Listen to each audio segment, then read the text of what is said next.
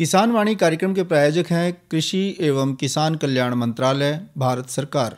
हर जोखिम से निकल कर फसल आए, सुरक्षित हो जाए। फसल बीमा से हर किसान अब आत्मनिर्भर हो जाए। संकट के समय प्रधानमंत्री फसल बीमा योजना किसानों के लिए वरदान है। अब सूखा पड़े या बाढ़ आ जाए, कोई डर नहीं। अब ओले पड़े या कीट पतंगे फसल खा जाएं, कोई फिक्र नहीं, क्योंकि हमने लिया है प्रधानमंत्री फसल बीमा।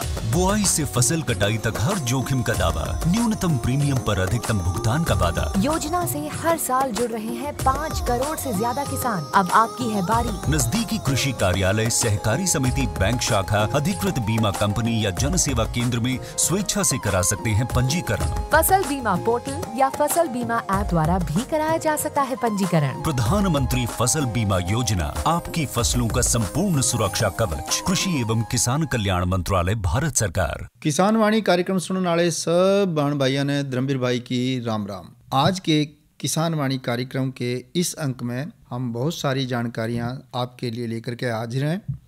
पहली जानकारी जो है वो है किसान क्रेडिट कार्ड के बारे में। ये जो किसान क्रेडिट कार्ड है, ये भारत सरकार ने छोटे और मध्यम वर्ग के जो किसान हैं और उनकी जो आर्थिक ज़रूरतें हैं उनको पूरा करने के लिए ये योजना निकाली है। किसान क्रेडिट कार्ड योजना के तहत हम किसानों को कम ब्याज पे लोन मिल जाता है और इसमें भी अगर हम समय पे भुगतान दे दें, वापस कर दें, तो ब्याज में भी कुछ फीसदी की छूट मिल जाती है। कहने का मतलब ये कि भाई किसान क्रेडिट कार्ड जो है वो हर एक बैंक में ये सुविधा है और किसान भाई इसका फ़ायदा उठा सकते हैं। तो इसके अगर फ़ायदे की हम बात करें कि भाई क्या क्या फ़ायदे हैं, तो किसान क्रेडिट कार्ड योजना के तहत जो विशेष क्रेडिट कार्ड किसान को औसतन 4% ब्याज दर पर राशि उधार लेने की इजाज़त देता है और कई हालातों में तो दर 2% से भी कम हो जाती है। केवल इतनी ही बात नहीं, किसान क्रेडिट कार्ड पर लोन के लिए जो दोबारा भुगतान की जो अवधि है वो भी बड़ी सुविधाजनक है, जैसे कि ये फसल की कटाई के बाद से शुरू हो सकती है। बात आई कि किसान क्रेडिट कार्ड की खासियत क्या है, तो किसान क्रेडिट कार्ड योजना एक जो परेशानी से मुक्त ऐसी प्रक्रिया है और लचीली प्रक्रिया है कि जिसके ज़रिए किसान जो है ऋण की सुविधा का फ़ायदा उठा सकता है और रुपए तक की राशि के ऋण के लिए किसी गारंटर की ज़रूरत नहीं पड़ती। 1.5 लाख रुपए तक का इसमें प्रावधान है। 3 साल की अवधि के लिए क्रेडिट कार्ड उपलब्ध होता है और जो चुकौती है यानी जो चुकाना है ऋण का, वो फसल के जब मौसम मतलब फसल के बाद जब फसल उठावेगा किसान, तब उसका मतलब ना भी लोन उतार सकता है। आप कहोगे किसान कार्ड का मतलब क्या है, तो किसान कार्ड का मतलब यही है कि किसान को भाई कहीं इधर उधर से ना पैसा मांगना पड़े। ये जो भारत सरकार, रिजर्व बैंक ऑफ इंडिया और नाबार्ड ने सन 1998 में ये जो क्रेडिट कार्ड है इसकी शुरुआत करी और इसका उद्देश्य ही ये है कि किसान को कहीं बाहर हाथ ना फैलाना पड़े, कम ब्याज पे जो ऋण है वो उसको आसानी से मिल जाए। इस क्रेडिट कार्ड की जो एक बार क्रेडिट कार्ड मिलता है ना, इसकी अवधि रहती है 5 साल की, लेकिन हर 5 साल के बाद इसको हम रिन्यू करा सकते हैं, इसका नवीकरण करवा सकते हैं। आप पूछोगे भाई किसान क्रेडिट कार्ड का अगर फ़ायदा है तो हम भी बनवा लें, पर इसको किस तरह बनवाएं, तो आप किसान क्रेडिट को 2 तरीके से आवेदन कर सकते हैं। किसान क्रेडिट कार्ड 2023 के अंतर्गत आप 2 तरीके से आवेदन करें, कोई सा भी आप तरीका अपना सकते हैं। पहला तो ये कि आप बैंक की जो आधिकारिक वेबसाइट है उस पर जाकर आवेदन कर लें ऑनलाइन घर बैठे, और दूसरा आप पीएम किसान की आधिकारिक वेबसाइट पर भी जाकर आवेदन कर सकते हैं।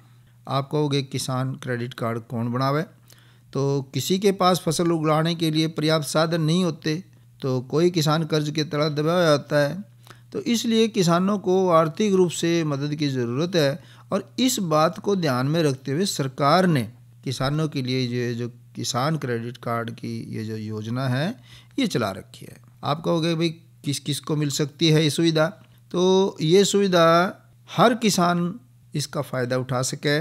इसमें कम से कम उम्र फ़ायदा उठाने वाले की 18 साल होनी चाहिए और अधिकतम उम्र इसकी 75 साल तक है। यदि एक उधारकर्ता एक वरिष्ठ नागरिक 60 साल से ऊपर आयु का है तो एक सह उधारकर्ता इसके लिए ज़रूरी है, जहां सह उधारकर्ता एक कानूनी उत्तराधिकारी होना चाहिए। तो इस तरीके से ये जो है किसान क्रेडिट कार्ड, इसके बारे में हमने चर्चा की। इसका इतना ही मतलब है कि किसान के फ़ायदे की एक ऐसी स्कीम है कि जिसके ज़रिए किसान को अगर मदद की ज़रूरत है आर्थिक तौर पे, तो उसको बाहर से लेगा तो मनमर्जी के ब्याज देने पड़ते हैं, लेकिन अगर वो सरकारी बैंकों के ज़रिए अगर लोन लेगा तो वो मनमर्जी का कोई ब्याज तो ले नहीं सकता। तो इस योजना का फ़ायदा उठाना चाहिए। तो भाइयों, इस चर्चा के बाद अब आपको एक सुनवाते हैं किसान से करी गई बातचीत, जिसका विषय था जैविक खेती। और ये जो बातचीत है ये स्थल रिकॉर्डिंग पर आधारित है। सब्जी उत्पादकता केंद्र गरोंडा, वहाँ पे प्रदर्शनी थी, वहाँ हमारे अधिकारी पहुँचे और वहाँ के कुछ किसानों से बातचीत की। उनमें से ये किसान है जिसका नाम है कुलदीप, जो कि जैविक खेती और जैविक उत्पादों के साथ जुड़ा हुआ था। आइए सुनते हैं बातचीत के अंश। आज जो प्रदर्शनी लगी हुई है सब्जी उत्कृष्टता केंद्र गरोंडा में, यहाँ हम स्टॉल पर खड़े हैं। जैविक कुछ उत्पाद रखे हुए हैं। ये भाई हैं, क्या नाम है आपका? जी, कुलदीप। कुलदीप, ये जो आप जैविक सामान लेके आए हो, कहाँ से लेके आए हो? आप कहाँ आपने ये काम किया हुआ है? ये ना सर, यमुनानगर से चालू करते हैं हम, इसे रेगुलेट करते हैं काम को। इसमें हमारा गुड़ भी है, शक्कर भी है, बूरा भी है और खांड भी है और देसी घी भी है। A2 में जो जैविक उद्भव के नाम से ब्रांड आई है। मतलब यमुनानगर में बनाते हो? यमुनानगर में सर हमारा ना प्लांट एक तो है ये जो गन्ने का है, गन्ने से मैं वहाँ पर अपने खंडी लगा रखी, जो अपना कुल्लू बोलते हैं। के हाँ, कुल्लू ला रखे, वो है सहारनपुर में हमारा। अच्छा। हाँ, और जो ये जो देसी घी का है इसके करते हैं, क्योंकि गिर गाय ना अपने को मिलती है और जो खाना चरा के लेके आते हैं सोसाइटी के तौर पर काम करते हैं इसमें, तो राजस्थान से 100% की जिम्मेदारी है और कहीं भी चेक करवा सकते हैं आप। ये जो इस टाइम है प्रदर्शनी के तौर पर, घी है 1 लीटर का 1600 रुपये, आधी लीटर है वो है 800 रुपये, और जो एक चौथा हिस्सा जो 1 लीटर का वो है 400 रुपये का। 800, 400 और 1600 रुपये। और जो गुड़ का है, जो 2 वैरायटी में गुड़ है, एक तिल में है, तिल भी ऑर्गेनिक में है, जैविक में, वो है 140 रुपये का 1 किलो, और 1 किलो जो बगैर तिल के है वो है 120 रुपये, और खांड है 140 रुपये किलो।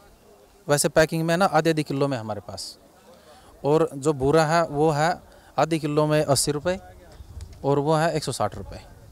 और बिक्री कहाँ करते हो उनकी? बिक्री सर, एक तो ये अभी एक तो मेले हो गए और दूसरे है ना मॉल है जो वगैरह जो स्टोर है शहर में, वहाँ भी कुरुक्षेत्र करनाल हो गया। हाँ बिल्कुल, नहीं आ गया ना शोरूम पे मिले, नहीं सॉरी, उसको जो स्टोर बने हुए हैं ना मार्केट में शहर के हिसाब उस वहाँ से।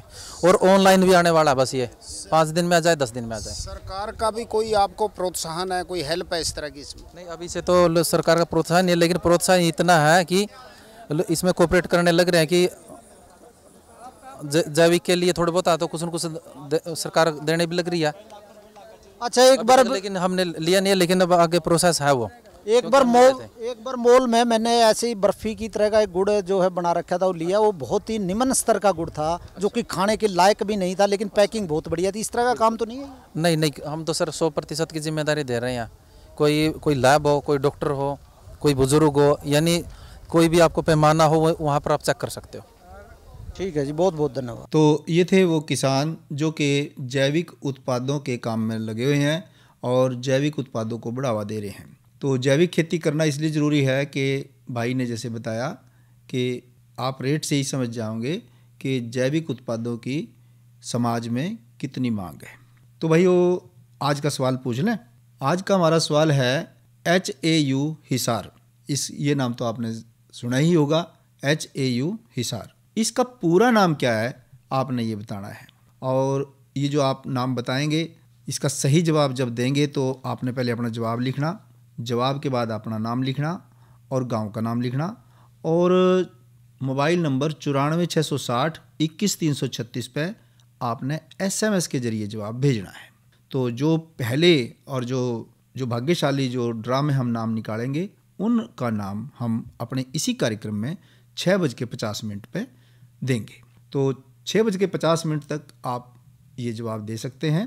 कार्यक्रम में आगे बढ़े भाइयों, तो आपको सुनवा दें मौसम का हाल डॉक्टर ममता से। किसान भाइयों राम राम। मौसम पूर्वानुमान एवं कृषि सलाह के साथ मैं हूं डॉक्टर ममता, मौसम विशेषज्ञ, चौधरी चरण सिंह हरियाणा कृषि विश्वविद्यालय कृषि विज्ञान केंद्र कुरुक्षेत्र। किसान भाइयों, जिले का आज का अधिकतम तापमान 29.5 डिग्री सेल्सियस रहा, जो कि कल के मुकाबले 0.4 डिग्री सेल्सियस कम है। न्यूनतम तापमान 16.8 डिग्री सेल्सियस रहा, जो कि कल के मुकाबले 1.8 डिग्री सेल्सियस अधिक है। नमी की बात करें तो सुबह और शाम की सापेक्ष आर्द्रता 80 और 30% रही। हवा की रफ्तार 21 किलोमीटर प्रति घंटा रही। अब हम बात करते हैं आने वाले मौसम के पूर्वानुमान की। किसान भाइयों, 6 मार्च तक मौसम आम तौर पर परिवर्तनशील परंतु खुश्क रहने का पूर्वानुमान लगाया जा रहा है। इस दौरान अधिकतम और न्यूनतम तापमान में कोई बदलाव न आने और वातावरण में नमी की मात्रा में गिरावट आने का पूर्वानुमान लगाया जा रहा है। साथ ही किसान भाइयों, इस दौरान स्थायी हवाएं चलने का पूर्वानुमान लगाया जा रहा है। हवा की गति 20 से 30 किलोमीटर प्रति घंटा हो सकती है। अब हम बात करते हैं मौसम पूर्वानुमान आधारित कृषि सलाह की। किसान भाइयों, जैसे कि हवा की गति अधिक रहने का पूर्वानुमान है, तो आपसे निवेदन है कि आप अपनी फसलों में सिंचाई रोक लें। धन्यवाद। मौसम की जानकारी के बाद भाइयों सुनेंगे ये भजन, जिसको आवाज़ दे रहे हैं रामनिवास शर्मा। आइए सुन। भगति कर ले दिल ने थाम नित उठ, रोज सुबह और श्याम भजले, उसी स्वर का नाम सबसे दे काम हो तेरा रे। भगति कर ले दिल ने थाम नित उठ, रोज सुबह और श्याम भजले, उसी स्वर का नाम सबसे दे काम वो तेरा रे।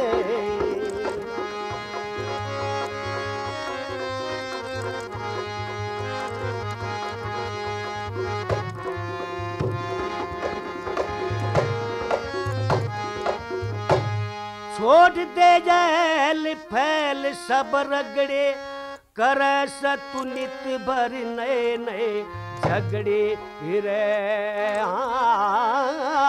कर सतुनित भरी नए नए झगड़े, तगड़े हैं यम के सरदार, ले जा धर्मराज दरबार तेरी, नहीं बसावे पारवार वे लावे ना जरा रे। भक्ति कर ले दिल ने थाम नित उठ, रोज सुबह और शाम बजले, उसी स्वर का नाम सबसे दे काम हो तेरा रे।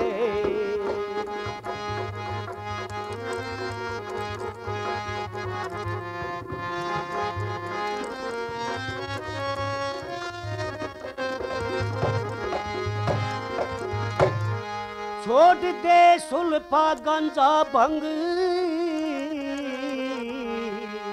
तेरा तो बिगड़ता आवे ढंग रे। हाँ, तेरा तो बिगड़ता आवे ढंग, क्यों कर रखा तंग शरीर बन जा सन्यासी फकीर अपने भगमा रंग ले चीरियो बाबा पीर साखड़िया रे भगती कर ले दिल ने थाम नित रोज सुबह और शाम बजले उसी स्वर का नाम सबसे काम वो तेरा रे।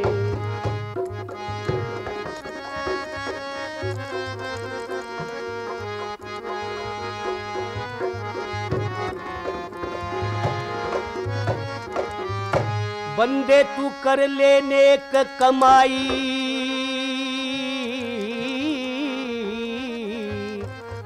चलना तू छोड़ पाप की राई रे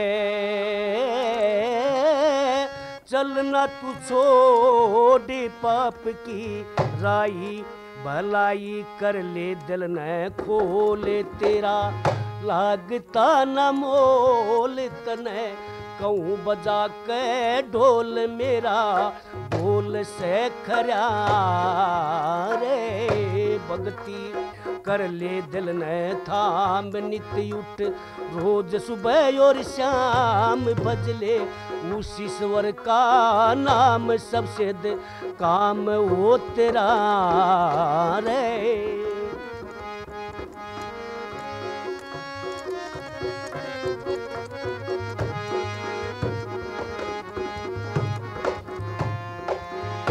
माई चंद तज दे दंगा रोला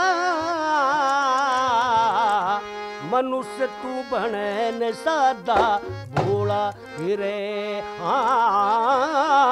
मनुष्य तू बने सादा भोला दिन धोला काली रात मतना समझो झूठी बात लगी भरगू वाली लात गात का नक्शा साझड़ा रे भगती कर ले दिल ने थाम नित उठ रोज सुबह और शाम भजले उसी स्वर का नाम सबसे काम वो तेरा रे।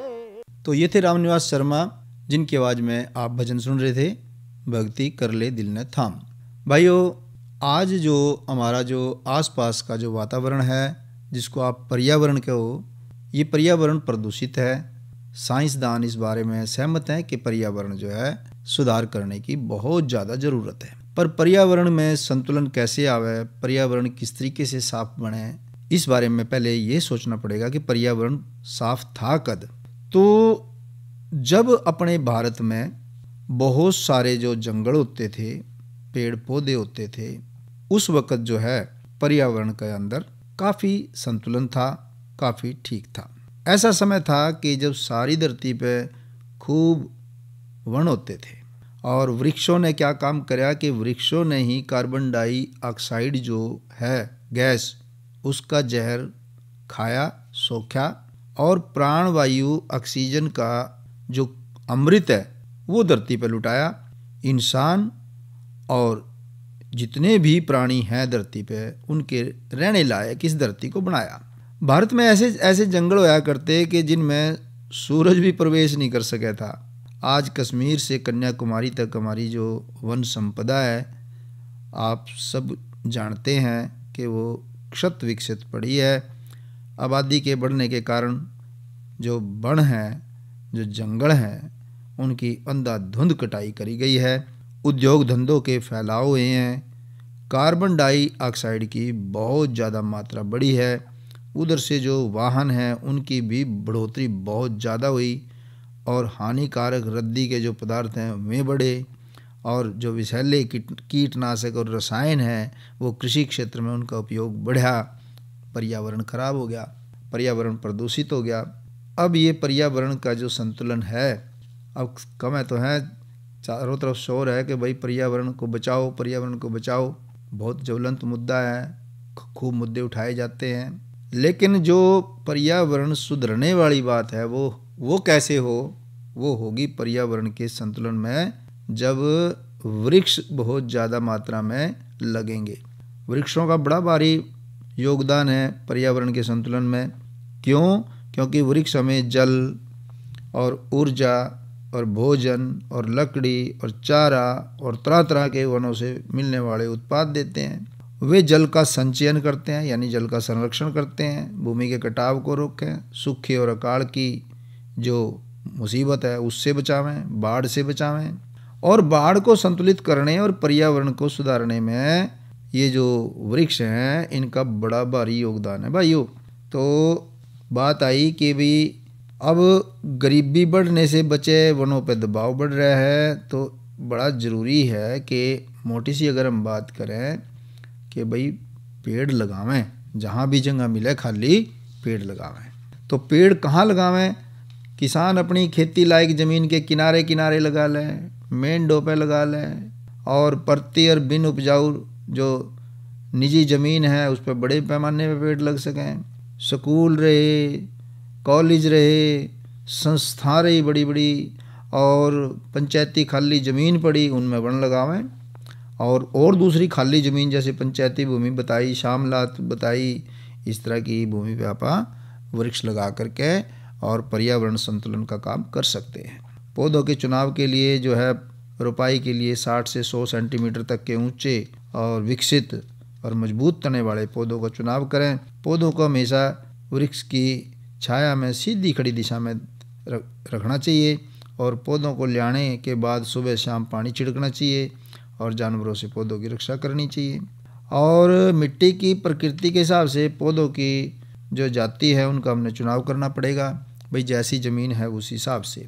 तो जैसे मैदानी इलाके हैं, मैदानी इलाकों में हम शीशम, आम, आंवला, पॉपुलर, सफ़ेदा, ससूत, सागवान, जामुन, कैजरीना, नीम, बबूल, गुलमोहर बहुत पेड़ लगा सकते हैं। कल्लर भूमि की बात करें तो कल्लर भूमि में कैजरीना, पापड़ी, अर्जुन, नीम, बबूल, मस्कट, फ्रांस इस तरह के पेड़ लगा सकते हैं। रेतली भूमि में सफ़ेदा, बकैन, बबूल, जांड, इजराइल बबूल, बेर, सिरस, महारुख इस तरह के पेड़ लगा सकते हैं। यानी कि पर्यावरण को संतुलित करने में जो पेड़ हैं इनका बड़ा भारी योगदान है। पेड़ लगावें और हम अपनी जो ये सभ्यता है, जो जीव जंतु हैं उनकी रक्षा करें, खुद अपनी रक्षा करें।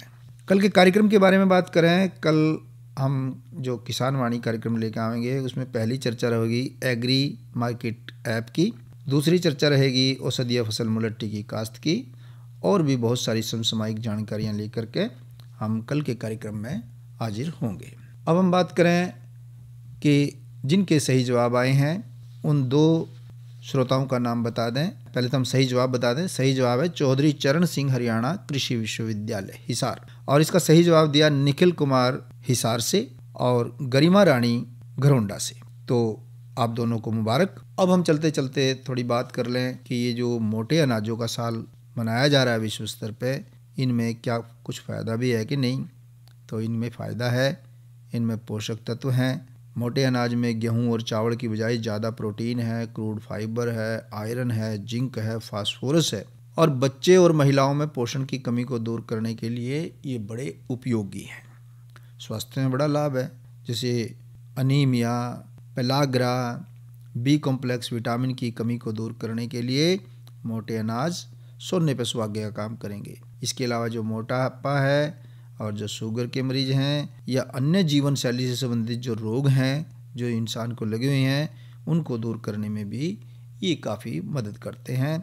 और मोटे अनाज में क्योंकि फाइबर, डाइटरी फाइबर और एंटीऑक्सीडेंट काफ़ी उच्च दर्जे के और काफ़ी उच्च मात्रा में पाए जाते हैं, इसलिए ये रोगों से भी बचाते हैं, और इसलिए ये मोटापे से और मधुमेह से भी हमारा काफ़ी हद तक बचाव करते हैं। अरे अरे अरे क्या कर रहा है? इधर इधर इधर हम बोल रहे हैं तेरे बीजू का। पुतला बोल रहा है? हाँ, पक्षियों से तो हम खेत को बचा लेते हैं, पर इन घातक रसायनों से कैसे बचाएं? मतलब? देख बेटा, तू जो ये अंधाधुंध रसायन मिलाता है ना, मिट्टी की सेहत बिगड़ने लगी है, और जब माटी ही कमजोर पड़ जाएगी तो उपज कैसे सेहतमंद होगी? अरे पहले ऐसा नहीं था, पूछना अपने बड़े बुजुर्गों से, कैसे फसल लहलहाती थी, शुद्धता झलकती थी। हाँ, माटी भी तंदुरुस्त और लोग भी। अरे पहली वाली बात कहाँ? पर अब तो सब यही डाले हैं। सब नहीं, आज भी लाखों जागरूक किसान परंपरागत विधि से फसल उगा रहे हैं। खर्चा कम और उपज की कीमत भी बेहतर पा रहे हैं। सच है? रे बेटे एक्सपीरियंस से बता रहे हैं, धूप में बाल सफेद नहीं किए हैं। हाँ। ठीक है भाई, मैं भी आज से जैविक खेती शुरू करूंगा। माटी से प्रेम की परंपरा है, परंपरागत खेती। और भाइयों चलते चलते हम आपको एक फ़ोन नंबर नोट करा दें। आप फ़ोन नंबर नोट करो 1551। ये जो 1551 फ़ोन नंबर है ये आपकी फ्री में मदद करने के लिए तैयार है। कृषि से संबंधित कोई भी समस्या का जब सामना करना पड़े तो आप अपने फ़ोन से इस नंबर को मिलावें 1551। तो कृषि वैज्ञानिक तैयार मिलेंगे, कृषि मदद तैयार मिलेगी, आपका एक नया पैसा नहीं लगना, घर बैठे आपको समाधान मिलेगा। तो कभी भी ना भूलें, किसान कॉल सेंटर का नंबर है ये 1551। अब धर्मवीर भाई ने दो इजाज़त। इस कार्यक्रम के प्रायोजक थे कृषि एवं किसान कल्याण मंत्रालय, भारत सरकार। अच्छा भाइयों, राम राम।